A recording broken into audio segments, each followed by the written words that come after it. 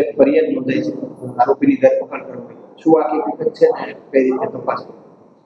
Rajkot city આર્થિક ગુના નિવારણ શાખા ખાતે ગઈ તારીખ 4/8/25ના રોજ ફરિયાદી નિકુંજભાઈ છગનભાઈ વોરા એ ફરિયાદ આપેલ કે પોતાને ફરિયાદીને રોકાણ કરવા માટે આરોપી રોહિતભાઈ કકાણિયા તેમજ એમના પત્ની પ્રફુલ્લાબેન નાઓએ યુનિવર્સલ ટ્રેડ લિંક નામની પેઢી બનાવેલ હોય, જે પેઢીમાં રોકાણ કરવાથી 20% જેવું વળતર મળશે એમ જણાવી રોકડા રૂપિયા 5,70,90,000 તેમજ બેંક મારફત 4,70,40,000 જેવી મોટી રકમ એમ કુલ 10,41,30,000 જેવી રકમનું રોકાણ કરાવી છેતરપિંડી વિશ્વાસઘાત કરેલ હોય, જે પૈસા પરત નહીં આપી ગુનો કરેલ હોય,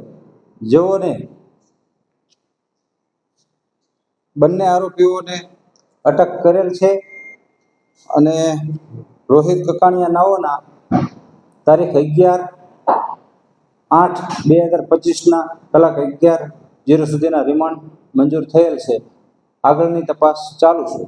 બીજા કોઈ ભોગ બનનાર ફરિયાદી સિવાયના હાલ બીજા 3 ભોગ બનનાર છે, જે એમના નજીકના સંબંધિત છે.